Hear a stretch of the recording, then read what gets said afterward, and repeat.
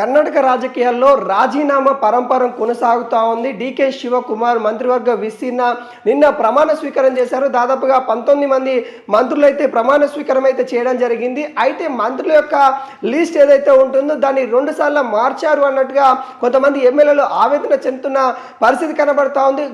చివరి క్షణంలో నిన్న 4 గంటలకి మంత్రులు ఏదైతే ప్రమాణ స్వీకారం ఉండగా ఆ క్షణంలో కాకుండా కొంత సమయం తీసుకొని 5 గంటలకి పెట్టడం జరిగింది. అప్పుడు ఆ గంట సేపట్లోనే మరి ఆ లిస్ట్ మారిపోయింది అన్నట్టుగా కొంతమంది కాంగ్రెస్ సంబంధించిన నేతలు అయితే అసంతృప్తి లోనైతున్న పరిస్థితి కనబడతా ఉంది. ఇప్పటికే పలువురు ఎమ్మెల్యేలు కూడా రాజీనామాకి సిద్ధంగా అన్నట్టుగా తెలుస్తా ఉంది. ఇప్పటికీ ఒక ఎమ్మెల్యే కూడా రాజీనామా చేశారనే సమాచారం అయితే వస్తున్న పరిస్థితి కనబడతా ఉంది. అదేవిధంగా మాజీ సీఎం అయిన సిద్దిరామయ్య కూడా ఆ ప్రమాణ స్వీకారానికి రాని పరిస్థితి కనబడతా ఉంది. తాను కూడా దూరంగా ఉన్న నేపథ్యం కనబడుతుంది. దానికి గల కారణాలు తనకు సంబంధించిన వాళ్ళు తనకు ఎవరైతే సాహిత్యంగా సన్నిహితంగా ఉంటారో వాళ్ళకి క్యాబినెట్లో అవకాశం దక్కించకపోవడం కొంత అసంతృప్తికి సిద్దిరామయ్య కూడా లోనైనట్టు కనబడతా ఉంది. ఇక డీకే శివకుమార్ క్యాబినెట్కి సంబంధించి కూడా పూర్తిగా కొంత నేతలైతే అసంతృప్తిగా ఉన్న పరిస్థితి కనబడతా ఉంది.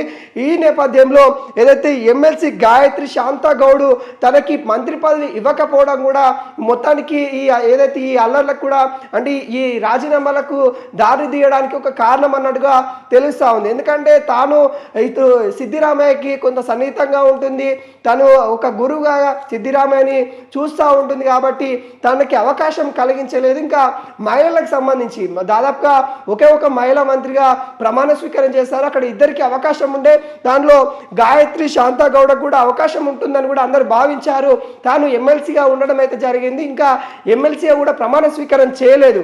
అయితే తనను మంత్రిగానే డైరెక్ట్గా ప్రమాణ స్వీకారం చేసిన తర్వాత ఎమ్మెల్సీగా ప్రమాణ స్వీకారం చేయించాలని సిద్దిరామయ్య భావించాడు. కానీ ఇక్కడ అనుకోని విధంగా తన పేరు లేకపోవడం వల్ల ఇటు సిద్దిరామయ్య సంబంధించిన కొంత వర్గ నేతలు అయితే ఆ ప్రమాణ స్వీకారం కూడా దూరంగా ఉన్న పరిస్థితి కనబడతా ఉంది. కొంత కర్ణాటక రాజకీయాలు కాంగ్రెస్లో ఏదైతే కొంత ఈ అంశాల దుమారం రేపుతున్న పరిస్థితి కనబడతా ఉంది. ఇక రాజీనామాకి దాదాపుగా 10 మంది ఎమ్మెల్యేలు సిద్ధంగా ఉన్నారు అనే వాదనలు కూడా బలంగా వినిపిస్తూ ఉన్నాయి.